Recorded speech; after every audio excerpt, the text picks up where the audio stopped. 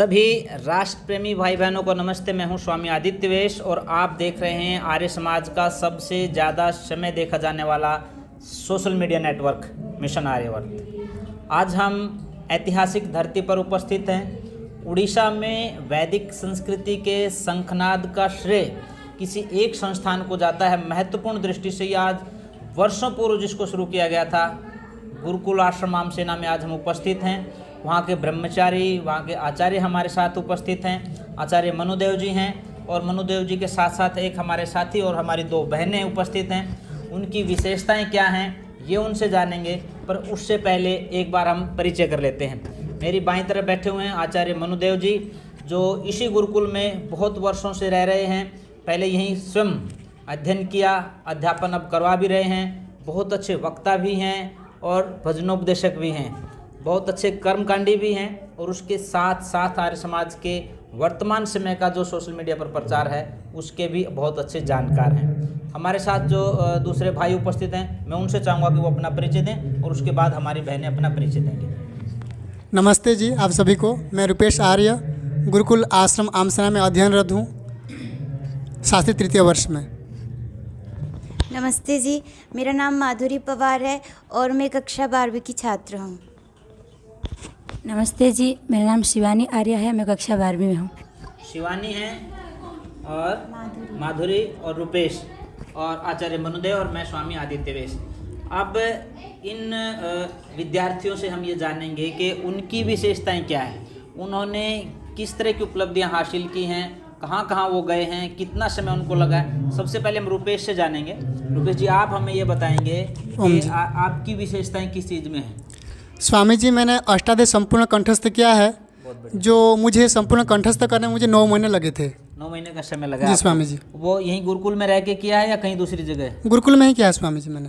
तो इसमें जो है 9 महीने का जो समय बीता है आपका, जी स्वामी जी, आपको क्या लगता है बहुत आसानी से आपने याद कर लिया या इसमें कुछ ताकत लगी? इसे स्वामी जी एक लगन होती है और हम कुछ भी करेंगे, एक लगन के साथ करेंगे तो कार्य जरूर ही सफल होगा।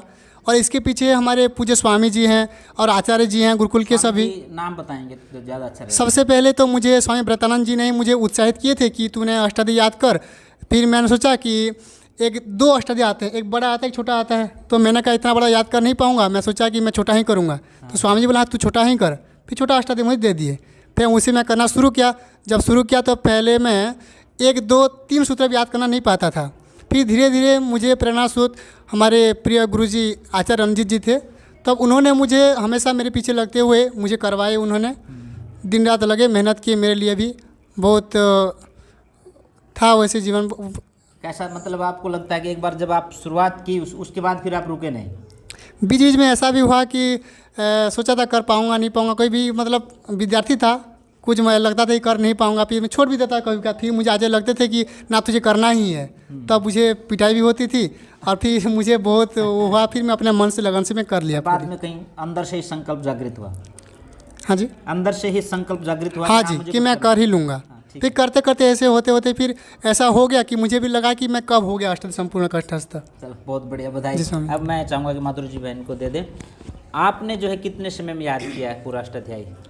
जी मुझे मतलब लगे तो 10 महीने थे, पर मैंने पूरी कंठस्थ 1 साल लगी थी पूरे करने। जी गुरु तो आपको किस तरह की समस्याएं आई इसके बीच में याद करने में? हाँ जी, मुझे भी ऐसी समस्या थी कि मैं भी मतलब शुरू में मैं मतलब 6th क्लास में आई थी यहाँ पर गुरुकुल में, पर मुझे भी अष्टाध्यायी प्रथम में याद नहीं होती थी। तो फिर हमें मतलब आचार्य जी ने पुस्तक दी और फिर बोली कि मतलब ये अच्छी है, इससे कुशाग्र बुद्धि होती है, इसको याद किया करो। और मतलब फिर बाद में तुम बड़े हो जाओगे, अभी तो तुमको समझ नहीं आएगा, बाद में बड़े हो जाओगे तो फिर तुम्हें मतलब आसानी होगी ऐसे संधि समास प्रत्यय और प्रकरणम वगैरह पढ़ने में। तो फिर मतलब वो करवाते थे, पर शुरू मेरे को भी बहुत कठिन लगती थी अष्टाध्यायी याद करने में। अब पूरी याद है आपको? हाँ जी। चलो ठीक है, आगे तो जी।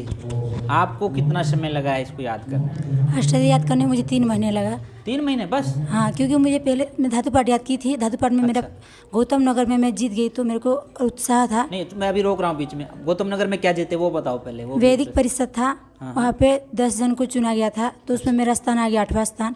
तो मेरा उत्साह बढ़ गया। तो फिर मैं आपको लगा कि मुझे अष्टाध्यायी भी याद करना करना चाहिए, है। तो फिर 3 महीने में आपने याद कर हाँ, कर लिया। लिया। किसी का सहारा लिया या खुद से ही? खुद से ही कर ली।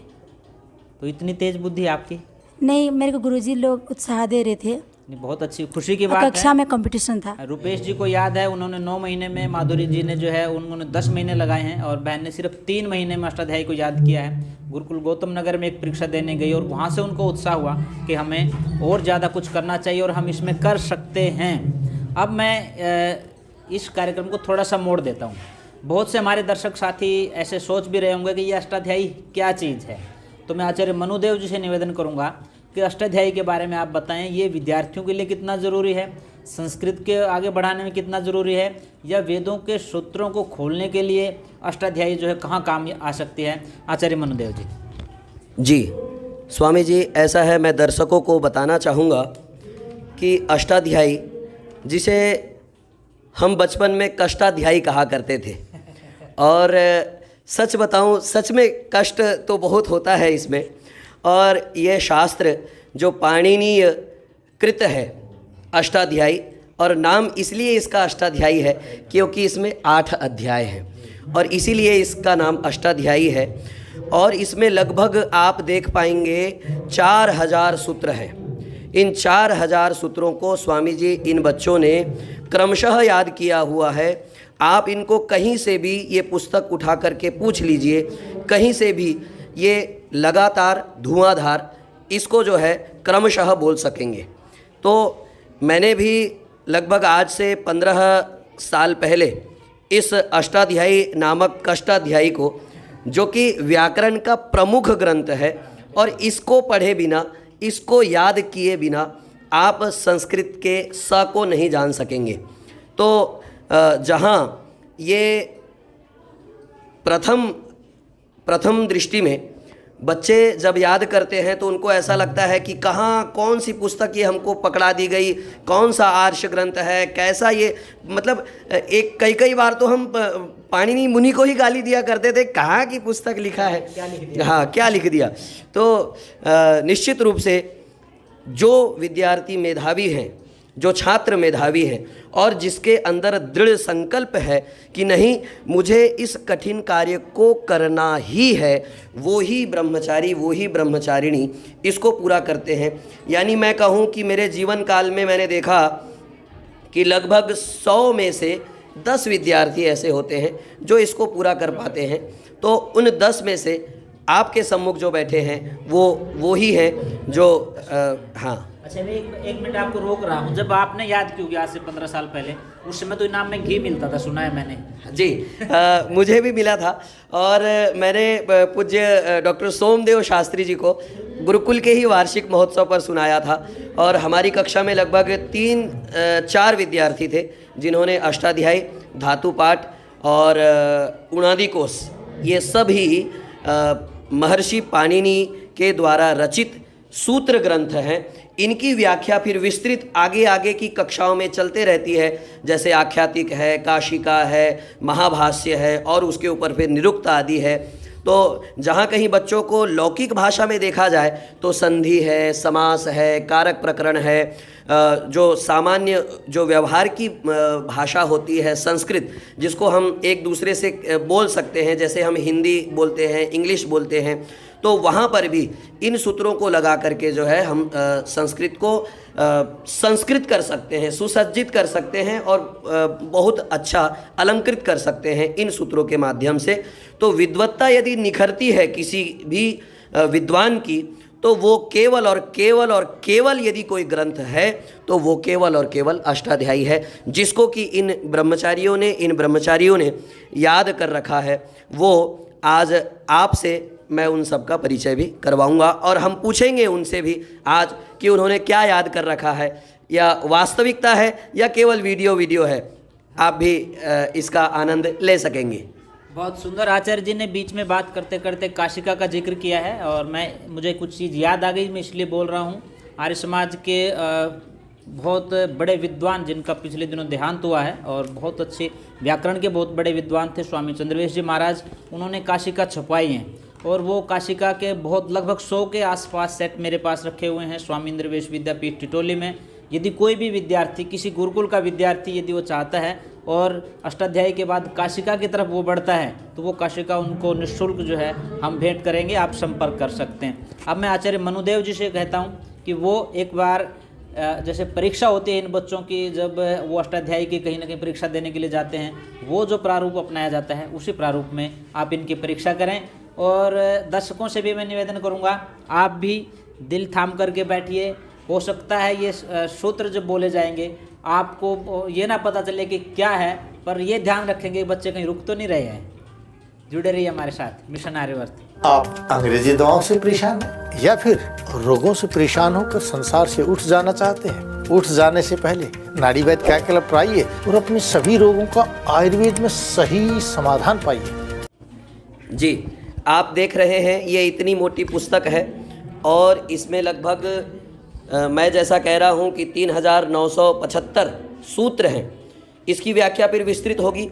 अब मैं ब्रह्मचारी और ब्रह्मचारियों से निवेदन करूँगा कि आप अष्टाध्यायी का पाणिनि ग्रंथ जो प्रथम अध्याय प्रथम पाद है 5 सूत्र से मंगलाचरण करें। मंगलाचरण 5 सूत्र से करें। अथ प्रथमाध्यायः प्रथमः पादः। अथ प्रथमोऽध्यायस्य प्रथमः पादः वृद्धिरादे च अदेङ्गुणः इको गुणवृद्धि न धातुलोप अर्धधातुके किंगति च दीधिवे वीटां हलनन्तराः संयोगः। अब हमने मंगलाचरण पाणिनि के सूत्र से ही कर लिया है। अब मैं कहीं से भी ये पुस्तक मैंने यहाँ पर रख दिया है। अब मैं ये इसको कहीं से भी खोलूँगा। ये देखिए मैंने यहाँ से खोला है और अब मैं इस ब्रह्मचारी से ये सूत्र पूछता हूँ। एक तद्धिते च। एक तद्धिते च ज्ञापोः संज्ञा छन्दस्वर बहुलं त्वे च इष्टकेशि कामलनं चित्ततुलभारिषु खित्यनव्ययस्य अरुद्विषदजन्तस्य मुम्। अब मैं इस पन्ने को पलट रहा हूँ और मैंने 4 पन्ने पलट लिए हैं और अब मैं बीच से पूछूंगा ऋत्यकः। ऋत्यकः अप्लुतवदुपस्थिते ई चक्रवर्मणस्य दिव उत एतत्तदोः सुलोपोकोरण समासे हले एकशेषछन्दसि बहुलं स्वचि लोपे चेत् पादपूरणं सुट्कात् पूर्वः संपरिभ्यां करोतो भूषणे। मैं पृष्ठ को बदल रहा हूँ और अब पूछूंगा रोणी।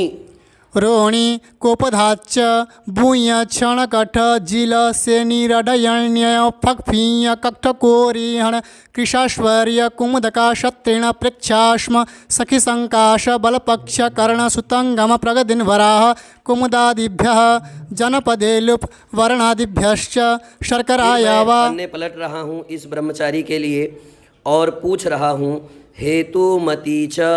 हेतुमती च कण्वादिभ्यो यक गुपुधुप विच्छिपणिपणिभ्य आयः ऋतिरियं कमिर्णिं आयदय अर्धधातुके वा सनाद्यन्ता धातवः शतासिलिलोटोः सिबहुलं लेटि। आपने देखा कि ब्रह्मचारी ने पूरी अष्टाध्यायी, आपको किसी तरह की कोई शंका ना हो कि ब्रह्मचारी देख रहा है या मैं दिखा रहा हूँ। बिल्कुल आप निसंदेह हो जाइए, मेधावी छात्र हैं और गुरुकुल आश्रम आम सेना के विद्यार्थी हैं। अब मैं बीच में रुपेश जी को रोकते हुए, रुपेश जी आपकी दिनचर्या क्या रहती है गुरुकुल में, वो बताएं। उसके गुरुकुल में हमारा प्रातः 4 बजे से उठना रहता है स्वामी जी, और 4 बजे से रात के 9 बजे तक हमारा कार्यक्रम रहता है। तो आपकी अपनी व्यक्तिगत दिनचर्या क्या रहती है? अपनी व्यक्तिगत ये रहता है कि मैं जब भी प्रातः उठता हूँ, मुझे ये लगता है कि उठते ही बिस्तर से उठे भी ना, ये सोचता है मैं कुछ अध्ययन कर लूँ, और ये मन कहता है कि जब तक मन न भरे तब तक पढ़ता ही रहूँ बिस्तर में। और जब मैं कभी दिन में ऐसा था कि जब मैं याद कर रहा था, तब रात को मेरी 2:30 बजे 3 बजे नींद भी खुलती थी, और तब भी मैंने अध्ययन किया है 3 बजे। और जब हम प्रातः जागरण करते हैं तब प्रातः जो हमारा मंत्र होता है उसके बाद हम बाहर जाते हैं नित्यकर्म के लिए, उस समय भी मैंने जाते जाते मंत्र उसका अध्ययन पाठ करता रहता था। आप क्या बनना चाहते हैं, लक्ष्य क्या है? लक्ष्य ये है स्वामी जी कि अभी गुरुकुल में तो अध्ययनरत हूँ, जब आगे कुछ भी करूँगा पर इतना लक्ष्य मेरा यही होगा कि आर्य समाज के लिए काम करूँ, गुरुकुल के लिए काम करूँ और समाज के लिए काम करूँ। बहुत बढ़िया, बहुत धन्यवाद। अब मैं बहन माधुरी जी हमारे बीच में बैठी हुई हैं। उनका पाठ सुनना प्रारंभ कर रहा हूँ। और सर्वप्रथम मैं पूछूंगा देवता द्वंद्वे च। देवता द्वंद्वे च नोत्तर पदे अनुदात्ता दाव पृथ्वी रुद्र पूषमंथिषु तात गयक्त जावत्र काणाम सुपमानात्कः वृद्धादीनां च कारकाद्यत श्रुतयोरेवाशीषि। तीसरे सूत्र के लिए मैं आपसे पूछूंगा जक्षित्यादयः षट्। जक्षित्यादयः षट् तुजादीनां दीर्घोऽभ्यासस्य लिटि धातोरभ्यासस्य संयङ्गोः चङ्गी दाश्वान् सहवान् मिट्वाश्च संज्ञः सम्प्रसारणं पुत्रपत्योस्तत्पुरुषे बन्धूनि बहुव्रीहौ वचिस्वपियेजादीनां किति ग्रहिज्य वै व्यधिवष्टि विचति वृश्चति पृक्षति। चौथे सूत्र के लिए आपके पास आ रहा है कर्णे हनः। कर्णे हनः स्नेहने पिशः कर्णे हनः स्नेहने पिशः स्वे पूषः अधिकर्णे बन्धः संज्ञायां कर्त्रोर्जीवपुरुषयोर्न शिवोः ऊर्ध्वे शुशिपुरोः उपमाने कर्मणि च कषादिषु। और अंतिम सूत्र मैं आपसे पूछूंगा तृतीय अध्याय का प्रथम पाद का 111 नंबर सूत्र है ईच खनः।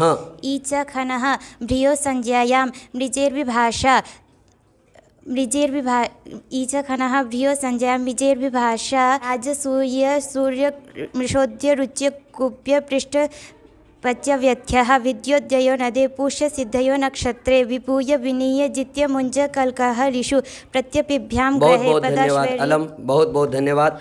ताली के साथ हम स्वागत करना चाहेंगे। और आचार्य जी मैं 1 मिनट रोक रहा हूँ, आपसे मैं थोड़ी सी ये जानकारी चाहूँगा, आप उड़ीसा से ही हैं या बाहर से हैं? बाहर से हूँ गुरु कौन जी। से स्टेट से हैं?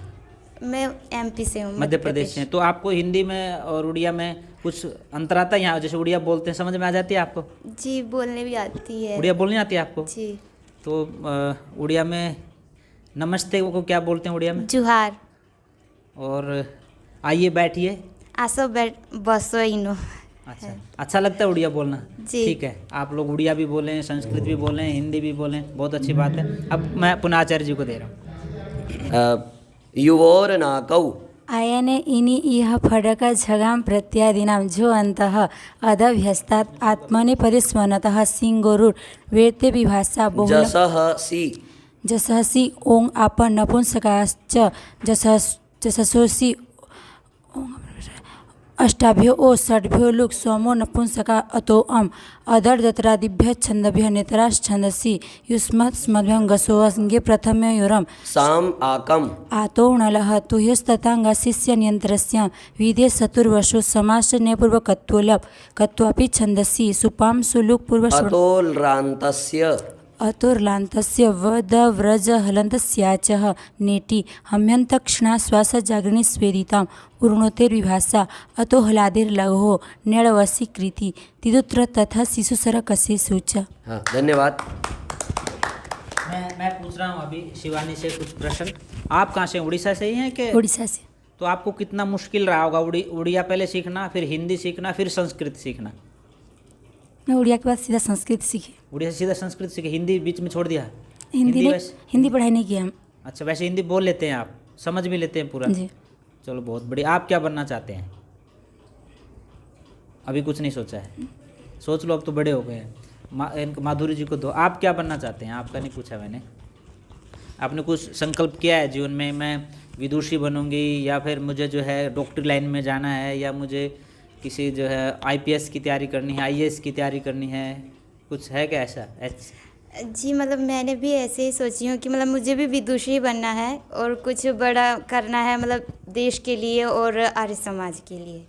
देश के लिए कुछ बड़ा करना है, आर्य समाज के लिए कुछ बड़ा करना है, और ये तभी संभव हो सकता है जब हम एक निश्चित दिनचर्या में रहते हैं, और वो निश्चित दिनचर्या हमें मिलती है गुरुकुलों के माध्यम से। गुरुकुलों की कितनी उपयोगिता है, इस बात का जवाब देंगे आचार्य मनुदेव जी, और उसके बाद हम इस कार्यक्रम का समापन करेंगे। देखिए, ऐसा है कि आज से लगभग 5000 वर्ष पूर्व कोई स्कूल का नाम नहीं था, सभी गुरुकुल में पढ़ते थे, और महर्षि मनु ने ये एक नियम लगा दिया था कि 8 वर्ष का बालक और 8 वर्ष की बालिका निश्चित रूप से गुरुकुल में ही जाकर के अध्ययन करेगी, अन्यथा वो दंड का भाजक होगा। मर्यादा पुरुषोत्तम श्री रामचंद्र जी गुरुकुल में पढ़े, योगीराज श्री कृष्ण जी गुरुकुल में पढ़े, राम कृष्ण भरत शत्रुघ्न सब गुरुकुल में पढ़ करके चारों वेदों के विद्वान और सांगोपांग यानी मैं कहना चाहूँगा कि मैथिली शरण गुप्त जी ने जो लिखा कि हम वेद वाको वाक्य विद्या ब्रह्म विद्या विज्य थे, नक्षत्र विद्या छत्र विद्या भूत विद्या थे पढ़े, यानी किसी भी तरह की कोई शिक्षा मनुष्य की अधूरी, विद्यार्थी की अधूरी नहीं रहती थी गुरुकुल में पढ़ करके, जो कि आज इंग्लिश स्कूल में पढ़ करके केवल और केवल भौतिकता की चकाचौंध में बालक एक रटन तोते की तरह हो गया है। पुस्तक को केवल रट कर के परीक्षा दे रहा है, डिग्रियां ले रहा है, लेकिन उसे ये नहीं पता है कि आलू खेत में ऊपर लगता है या नीचे। तो ऐसी विद्या का